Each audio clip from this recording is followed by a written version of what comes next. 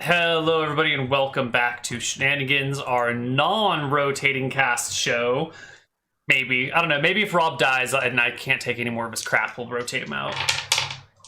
Probably not, though.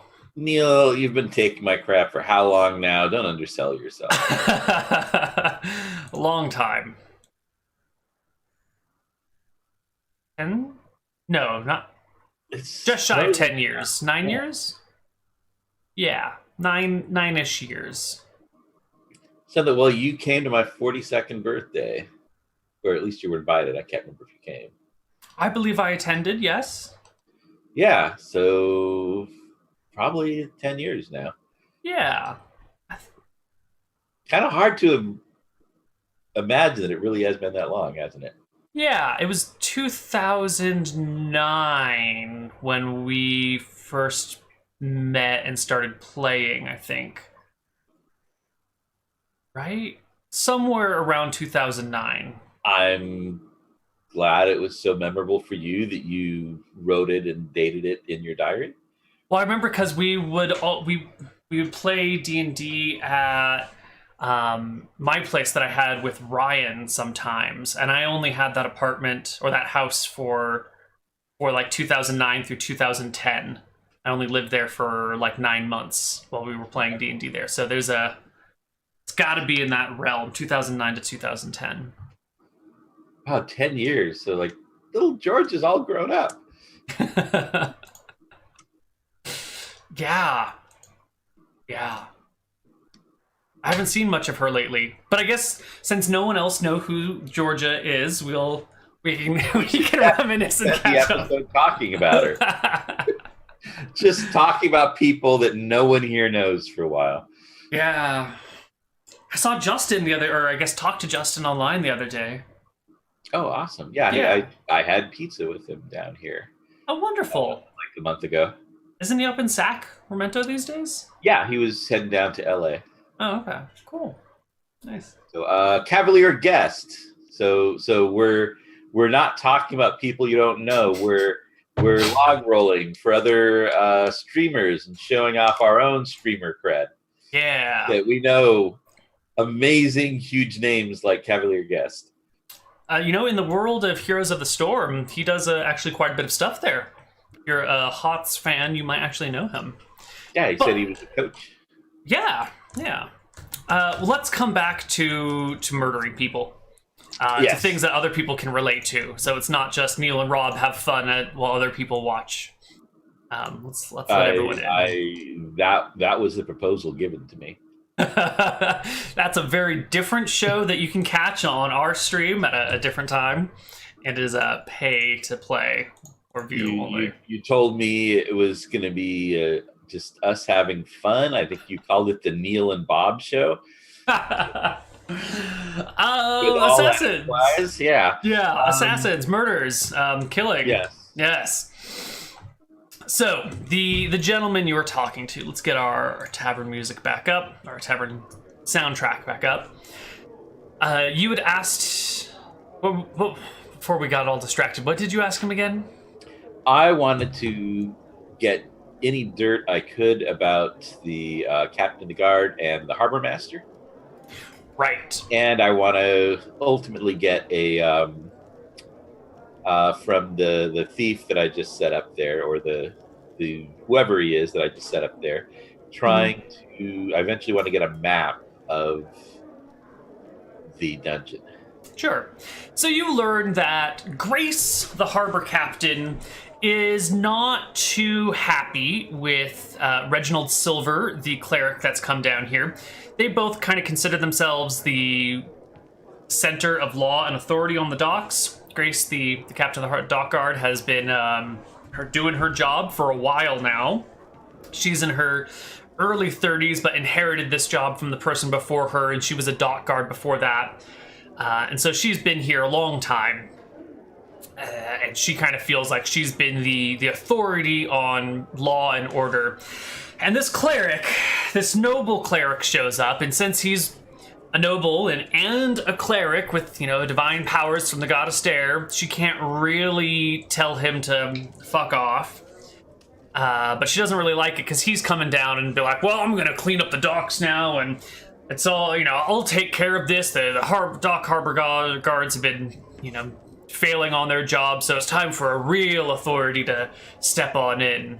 So there's a little bit of bad blood between the two of them. They will cooperate because they're both lawful good characters who are working towards the same ends, but they'll butt heads a bunch. Let's see. Grace is a little bit tall. She's like 5'8", 147 pounds, in her early 30s. You'll know that she is left-handed and very, what's the word, paranoid. She's overly suspicious of everything and is doubly questioning everything. Portia Moore, the harbor master, is a single mother. She has a 4-year-old son who lives with her down by the docks. They have an apartment right next to her office. So if you scroll to the right of the tavern, we've got the dungeons and we've got the harbor master's office right here. Her apartments are upstairs in this building right next to that, where her and her 4-year-old son live. Yeah. Portia is, average height, 5'5", 139 pounds. She's not really much of a fighter or anything like that. She doesn't wear any armor, doesn't have any weapons. If I had to apply, she's a little laconic, She's kind of, yeah. All right. She's just short, to the point. So she's over there. And where did you say the captain of the guard lives? The captain of the guard, Grace, has let me make sure it's in frame, has a spot over here in this building, just south of Portia's. Okay. You'll hear from the other guy when he comes down that the guards have their own guard house right here. So this little block that we're looking at in here is all management and guard houses and residences for management and guards. This is the where they all live and work down here. Okay. I never realized that Portia de Rossi mispronounces her name, that the correct way to say it was Portia. Who? Portia de Rossi. I don't know her. She's Lindsay on Arrested Development. Oh. But yeah, someone should tell her the correct way to say her name. Portia, yeah. Yeah. Not Portia, Portia. Yeah. Yeah. I mean, how embarrassing it must be for her to have mispronounced your name all these years. Yeah. So if you walk down by the docks and you take a route through the streets, you can kind of look in through the open door to the harbor master's office and spot Portia hanging out in there. All right. Yeah. Anyway, back to the gentleman that you're talking to.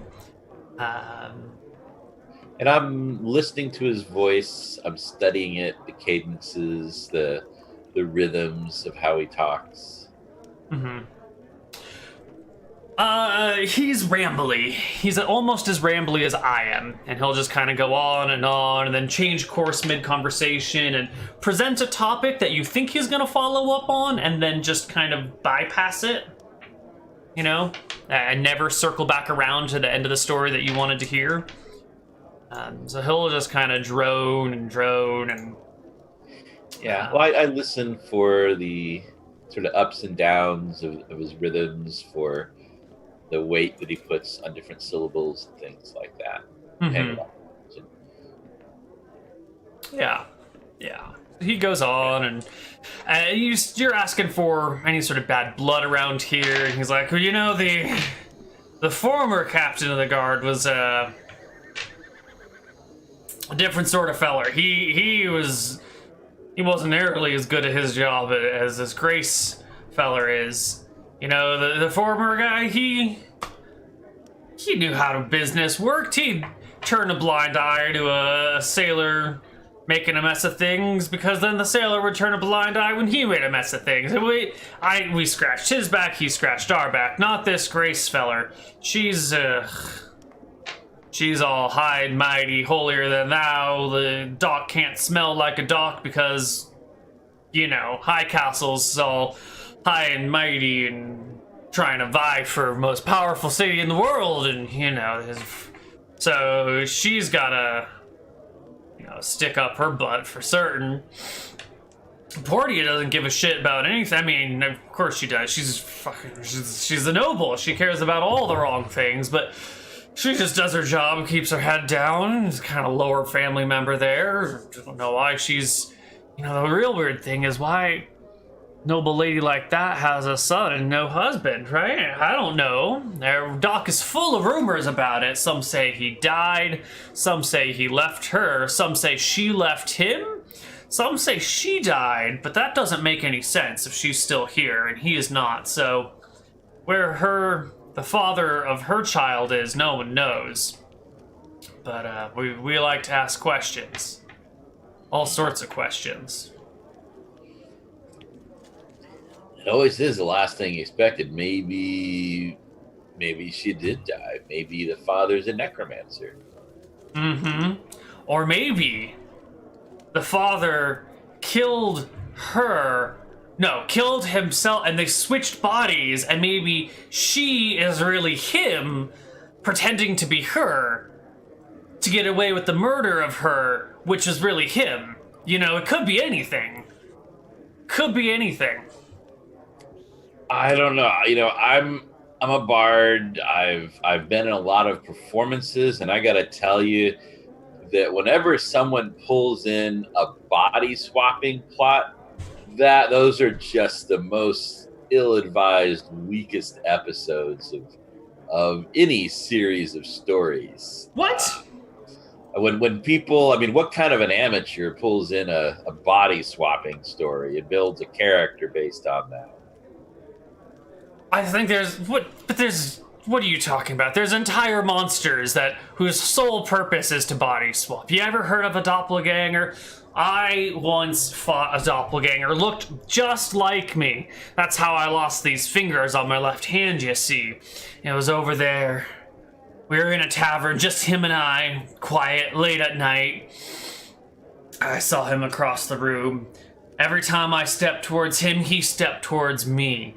I would raise my hand to try and threaten him, and he'd look just like me, you see? And I'm a right-handed man, so I gave him a feint with the right hand, and then a hard left, and poof, his glass jaw just shattered and fell to the ground, but it, cut me something fierce, and lost a lot of blood, and my fingers just withered and fell off, and that's why I only got the 3 on the left hand. Doppelgangers. Yeah, and in the morning you realize that just to get revenge on you, he'd broken in and shattered your mirror. How'd you know that part of the story? I mean, it wasn't my mirror. It was the mirror down by the bar. But doppelgangers, they're everywhere. You can't trust them. You can't trust anyone that looks just like you. True. All right. So once I've got everything I need from him, I'll check back in with my new friend downstairs. Yeah, your new friend is sitting over at a bar at the... He's sitting out... that's not the right button. Over here. So you can head over and sit next to him or across from him or whatever. And yeah. You gotta let it pour from a distance. Like I said, that just seems like a recipe for needing a new shirt. Not if you pass your acrobatics check. So your guy has come. This is inherently, the contents are inherently meant to give you disadvantage on acrobatics. It seems like a really poor design. That's the fun of it. Anyway. This guy's come down. He's sitting at the table. He looks a little bit more relaxed, and he sees you coming back over and gives you a bit of a wave and says, "So, what'd you want to know?" What? Well, I'd like some information about, the depths of the ocean there, and a chart would be best. And I should still have plenty of paper and my ink from last time. Sure. I only wrote one little note. He looks around and says, "You got a place that we can safely talk in?" Yes, I imagine we could find a private room or place here, right? He looks around the crowded bar room and goes, "I don't know. Those rooms upstairs are expensive. Where are you staying?" What was the name of the place again? The sea shanty? Sea shanty. I don't know if I want to raise much suspicion by bringing these guys in here. I said, well, Seaside shanty. My apologies. I said, do you have a reputation at the seaside shanty? Only for being one of their very best customers. All right, then. I've got a room there. All right. Private The two of you can make your way to the seaside. Let's bring us over here. You slip into your room upstairs, no questions asked. And he will begin to draw you a map of the area. Let's see, how do we want to do this?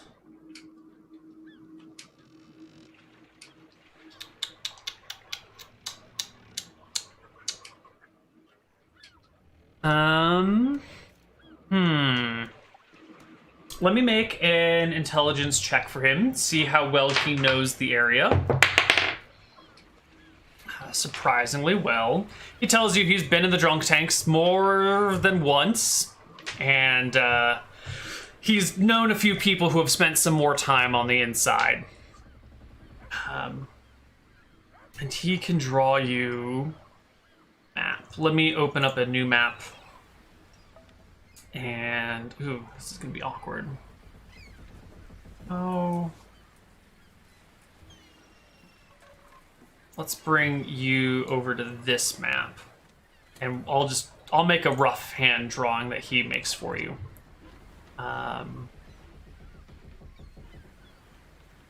So there is like an entryway. Gonna look a little bit like this, I think. Oh god. How do I draw from one map to another? Maybe I can open two instances of Roll20 at the same time and just look back and forth between the two. That's how we're gonna do it.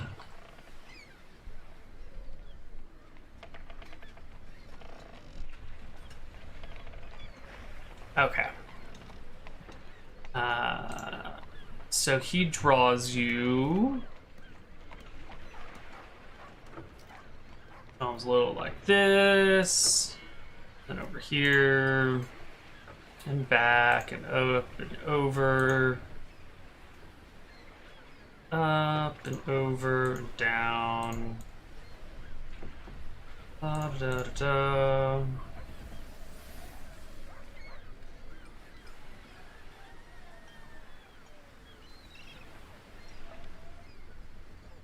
Oh god, that's not right at all. I should be better at drawing maps by now.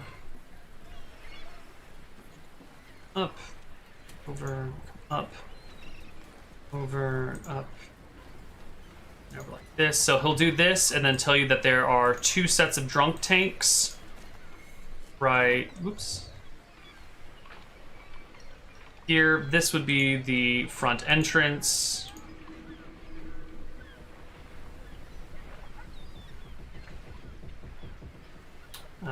We got comes over here. And that comes this way.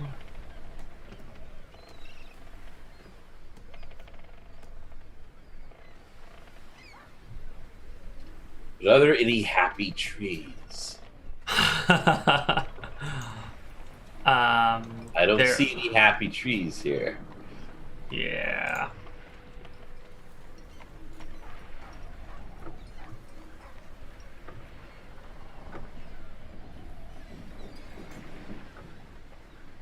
Wow. So he's making this like really crude, ugly map.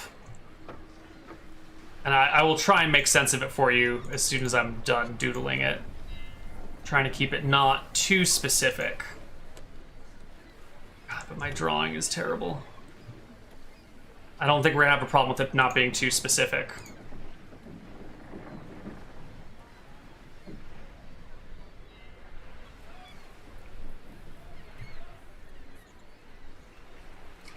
All right, while Neal is working on that, I'll just tell them about the special Neal lottery that's hold. It's you just pick a number between 1 and 10, and if you get the right number, hint, it's an even one, then you win an all-expenses-paid trip with Neal to Hawaii to watch the lava pour into the sea. Ooh. Wow. Someone win that so I can get an all-expenses-paid trip to Hawaii. What? Who's putting up the prize money? Why, you are, Neal. Oh, shit. Coy about that.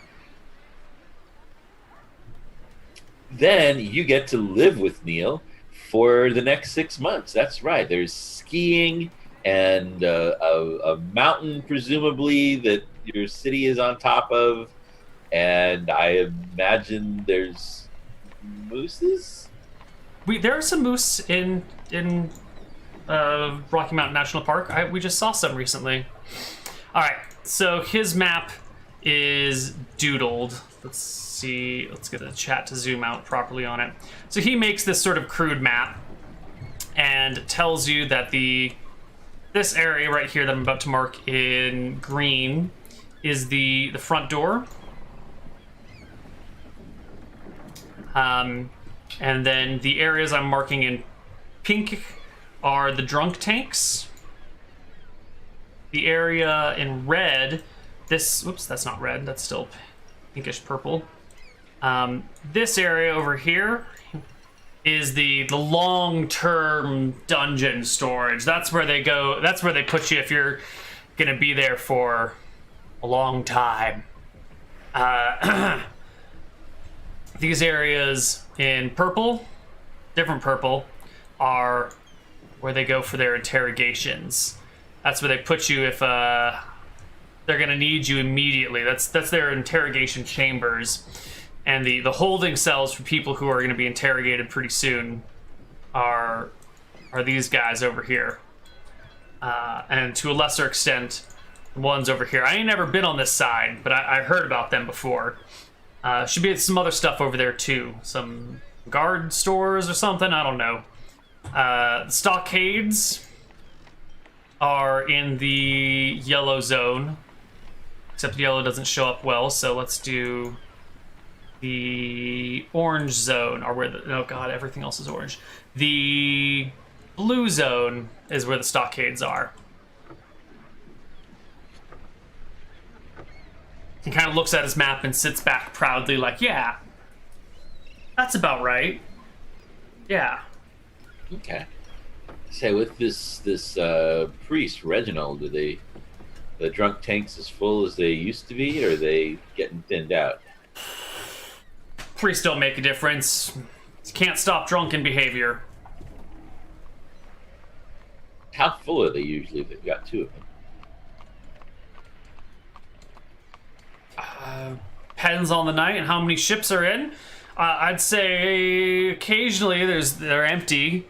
On a busy night, they might both be packed with 5 or 6 folks. You know, they're decent sized for drunk tanks. You know, maybe 15 by 15. Most of the cells are sort of biggish, 10 by 10 or 15 by 15. Some are even a little bit more accommodating than that. All right. Anything else you need to know, my good buddy and friend? He says, patting you heavily on the shoulder. Yes, I appreciate these charts. I trust that they're accurate. I would hate to go into these waters and find things not marked as they could be. Look, they're as accurate as the map is. I mean, it ain't not to scale, and I'm no surveyor. I'm just telling you what I remember from the waters. It can be turbulent. I appreciate it. How many sharks would one find in these waters typically? 0. Sharks don't usually swim in these waters unless they're passing through or, making a kill or something. But day to day, moment to moment, empty, dark waters. Like the deep ocean, just empty darkness. Maybe voices of other little fish caught up in nets, but sharks only come through when they got a specific thing they need to do. That's good to know. Been very helpful. I hope you had a fine time with the mermaid.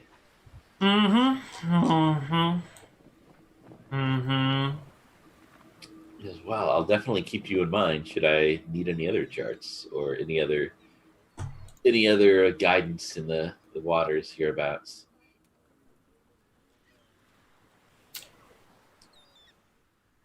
He gives you a nod and a wink. I try to make sure we part on good terms here. Yeah, he leaves. You guys are on more or less good terms. All right, excellent. In case I need him again. Now, I would like to go check out the area around. Is it meant to be clever that the harbor master is named Portia? Portia Moore? I don't know. Portia Moore? No, of course not. So let's see. Looking at what is around Portia's place here. So that is right there, right? Mm-hmm. What are the other places around? That's the actual harbor master's office is across the way, right? Yes, this is her office. Over here would be her residences. And I think the bottom of that building is sort of just like a hangout spot for... this is like a kitchen for the guards and sailors. For... someone needs to cook for all the guards and the captain and Portia's kid and everything. So this is the kitchen, and here's a small dining room. The stairs up the back here lead to her actual apartment, which is on the second floor. Okay.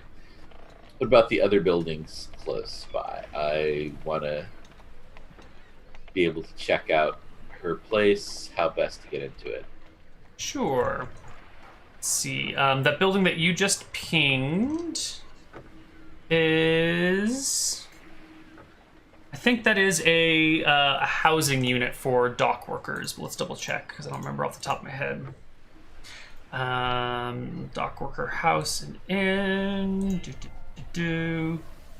Yeah, so I think this is housing for various dock workers and maybe some like offices for some shipping companies that come in and out here, and maybe a little bit of extra storage back here.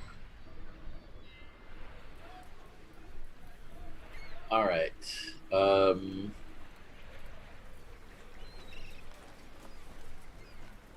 Right, so this is a single-story roof or building here. Okay, and she's up on the second floor of that other one. Mm-hmm. I will not going around with my loot. try to take on the appearance of a dock worker, just the way I walk and hold myself, and make a little circuit around that building that Portia's place is in.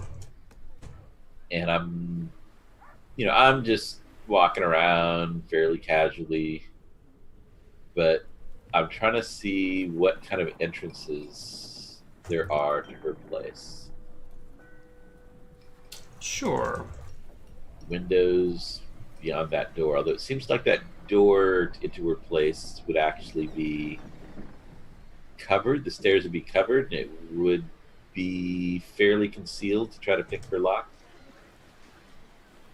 For her upstairs apartment? Yes. Yeah. There's pretty much nothing that looks out onto that staircase or that doorway. Unless someone's actually walking around back there, it's pretty concealed. And with the cliff right there, it seems like it'd be pretty dark Mm-hmm. at various times, especially at night. Yeah. All right. Do you have any windows? I mean, I'm assuming she's got windows for ventilation and light.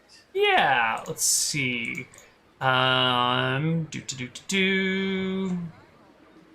There will be windows. Well, I guess you can see the layout here. You probably shouldn't be able to, but whatever. There's a window here, and then 2 over here. And this upstairs area is, there's like a balcony, and there's a roof over it, so it's nice and shady in case it's raining. But there's no windows facing this way. So if you were up on this balcony, you would be able to probably be away from most prying eyes at this doorway, I would expect. Okay. Whoops. That is definitely the wrong button. That is the correct button. All right.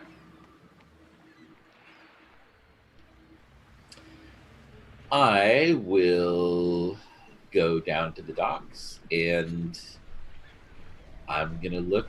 I mean, it's their docks. I'm gonna look if there's any kids who are fishing. Yeah. If we go far to the right, way over here, there's this crummy little dock over here. This is where a lot of the fishing boats and the smaller vessels find their place. And give me a perception check as you're scouting out these docks, please. Not good. No, not great. So never mind then. We'll forget that detail. If you keep coming farther to the right, you come to the private residences of the people who actually live down here. There are just a few private homes. Most of them belong to people who work in the shipping business professionally but don't really work on the ships. And some of them are for some, others. But there are a few kids down here on these private docks and these private residences hanging out and playing. These buildings here are warehouses.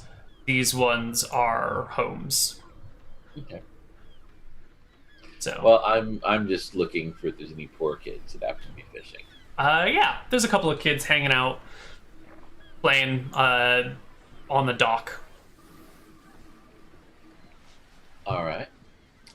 I'll go up and inspect their catches. Okay. See what we've got. I'll find the youngest kid who has a fish. Sure. The kids look up at you. Do you have what's your cat's name? Sophie, not yet. She's Okay. gonna have to earn her keep in a little bit, but not yet. Okay. Yep, there are a couple of kids here. Let's see. There are 4 children. There are 3 males and 1 female, and they're hanging out down on the dock. A couple of them have some fishing poles in. The other 2 have sticks that they're using as swords and playing pirates and marines. All right. I'll find the youngest kid who's actually fishing or has a catch here. Mm-hmm. Sure. It's the little boy there. He's not allowed to play pirates and marines because he's too small. He'd just be too easy to fight off. So he's got a little stick with a little line in it, hanging in the water. All right. I'll look at the fish that he's caught. Wow, these are fine fish. You're a really good fisherman. Looks up at you. The other kids stop what they're doing and look at the stranger who's appeared next to them. What's it to you, huh? Well, I was looking to buy some fish. Are you selling them? Yeah.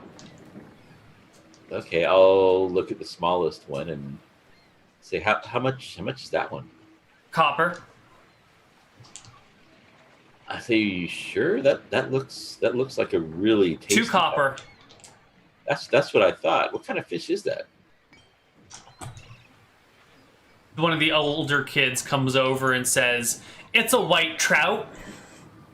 Oh, excellent. Well, I would love a white trout like that. 2 copper, he says. The older kid says, putting out his hand. I said, I think this was his fish. I'm his manager. You pay me. I pay him. That's okay. I think I'll pay him. He caught it. All right. There's no arguing. You pay the kid. He gives you the fish.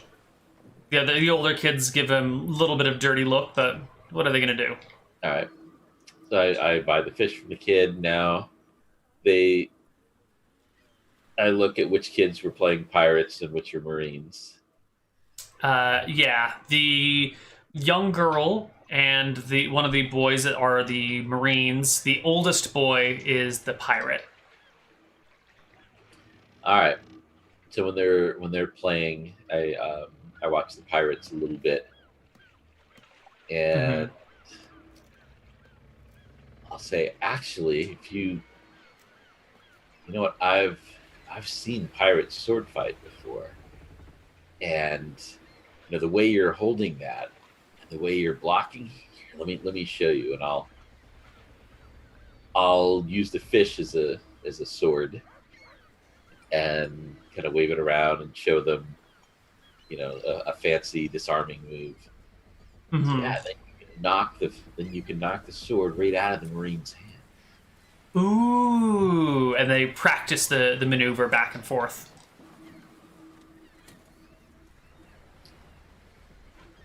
So I try them, I watch them, I talk to them a bit, try to get their trust going here. Mm-hmm. But yeah, I say, I always like it when the pirates win. What? No, the pirates are the bad guys. Are they? Yeah. The little girl looks at you with a furrow on her brow and says, "My daddy was killed by pirates. Oh. They're the bad guys." Oh, I see. Yeah, if someone had killed my dad, I would definitely want to get revenge on them. Is your dad alive? I actually look a bit taken aback by that one. I'm a bit surprised. I say, no, he's not. Did someone kill him? They did. Are you gonna get revenge?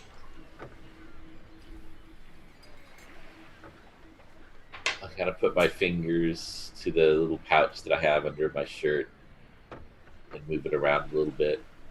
I say, yes, I am. Who killed your daddy? I say, he's a walking corpse. He just doesn't know it yet. Oh. What about your mom? Is your mom dead too?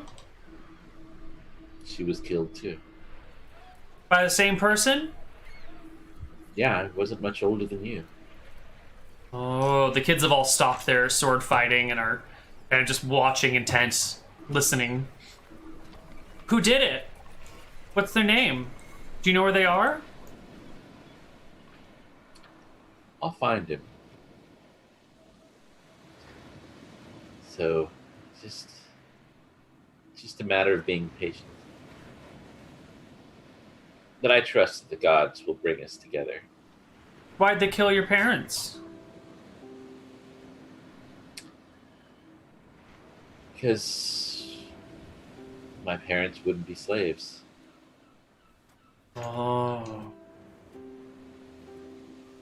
You have any brothers or sisters? So, you have so many questions, and you've got a game of pirates and marines to fight. Well, don't forget those moves. They turn back and kind of continue their sword play, but you can tell that they're maybe a little distracted, and their swords are kind of like tapping, and they're playing, but they're also sort of thinking. Okay. I'll go back to my room at the seaside shanty. Mm-hmm. I'll feed Sophie. Actually, I'm not going to feed her yet. I'm going to hold on to the fish for now. And I say, well, Sophie, it's time to earn your keep. And I'm going to go out with Sophie on my shoulder. Mm-hmm. Petting Sophie, keeping her happy up there. She's used to hanging out on my shoulder. And did I see by any chance if Portia's daughter, Son? was it daughter, son Son was with her, or see the son playing around? No, you saw him up on this upper porch by their residences. Oh, so he's in the house? He was in the house while you were walking around right now. Or, yeah, up on the porch. He's got a toy boat that he's making go up and down on the invisible waves. Okay. I'm gonna, if I can, hang around the dock workers place. And I'm watching for a while to see if he goes out to play. No. You hang out there for a while. It's probably getting pretty late in the day by now with all of these things that are going on. And he seems to just be hanging out up on that top deck.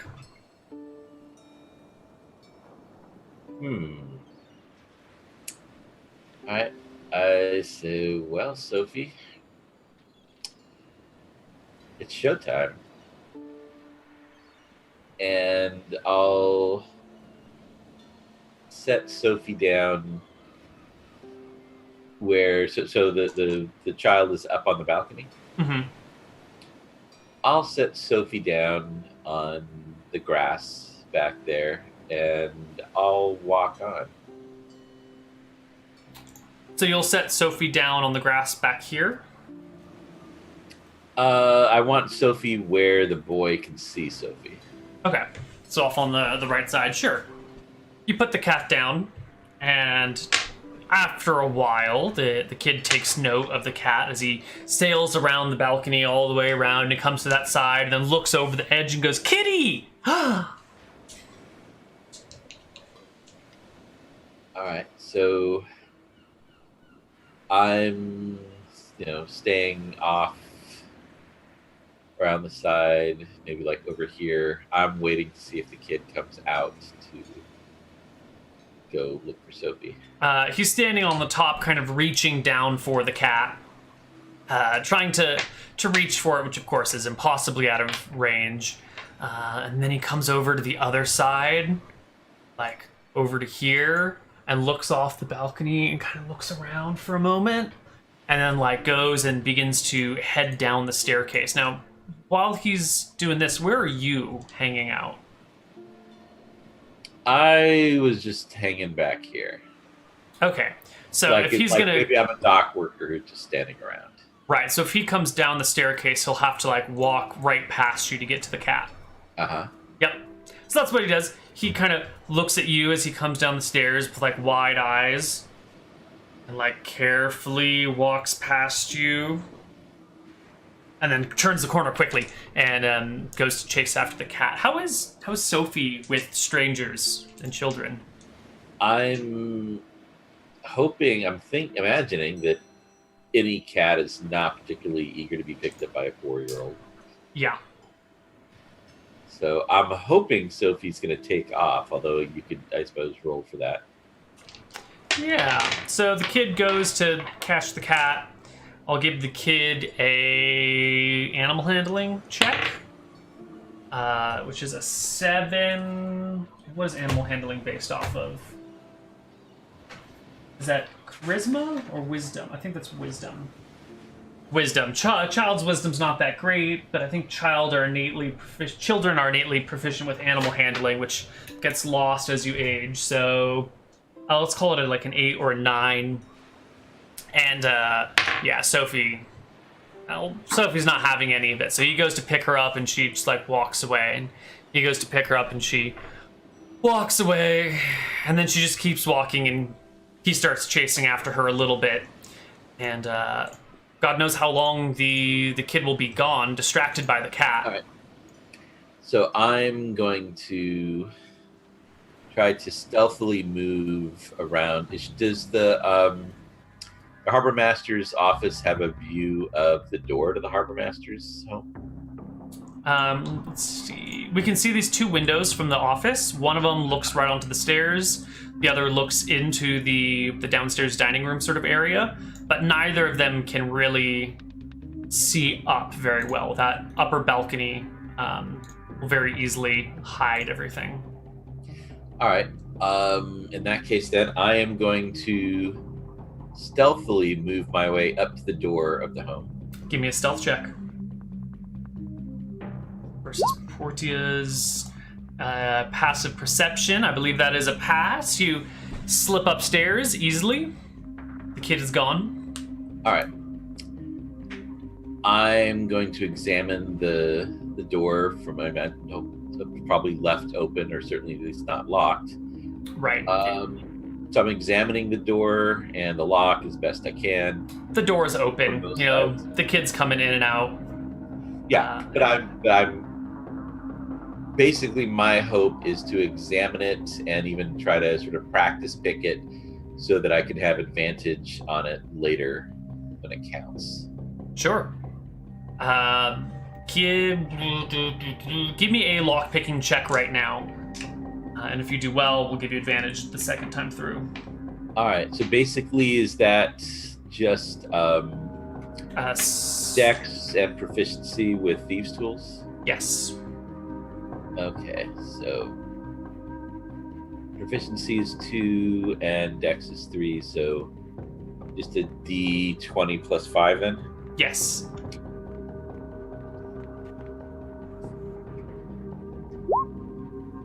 Very nice. You practice the lock a few times. It's easy peasy. It's a relatively simple lock on her home door. Yeah. Okay. What do I feel like the difficulty of this lock? DC 10. Oh, okay. Perfect. So having done that, I'm going to start to slip away and go looking for Sophie. Sure. Now, before we get too far with this, can you tell me what your intention with this room is, like slipping into here later? Is that something you want to share with us? I need keys. So you're gonna get the keys off of Portia when she goes to sleep? Yes. Okay, cool. Just making sure we're all on the same page. You can head off and you'll find the kid maybe a few hundred feet down the docks, carefully going after Sophie, who has made her way out to... Let's go over here. Has made her way out on this dock right here. And the kid is kind of got her cornered. So like Sophie's out at the edge of this, and the kid is coming through here, carefully winding his way down, trying to corner her at the end of the dock. Okay. So I'll head up before Sophie gets loved by a 4-year-old. I'll come up going, Sophie, Sophie. She looks at the kid angrily. Okay, I'll come up past. As I head up there, I'll call to the kid. Thank you. You found Sophie for me. Her name is Sophie? Yes, it is. Can I hold her? I don't know if she wants to be held, but you could feed this fish to her. I bet she'd like that. He'll take the fish eagerly from your hands and hand it to Sophie, who feels a little patronized and gives the kid the like, "You want me to eat from your hand?" I'll What if I pick don't up want to eat from Sophie your hand? and hold Sophie to help her feel a little better about the whole process. Fine. I guess I'll just eat from your hand then. Ugh. And she'll start eating the the fish, but you know, sarcastically, like, "Ugh, God, fine." Yeah, it goes by, and eventually, after the cat is fed, the kid will head back before his mom catches him away from the dock, away from his spot where he's supposed to be hanging out. All right. So I'm gonna head back with Sophie. Say, "Well done, Sophie. I knew I could count on you." Mm-hmm. I'm going to head back to my room then. Thing to do is to wait until tonight. All right. We will wait until tonight, and tonight will be on the other side of our break, so we will see you in a minute on the other side. Bye-bye, everyone.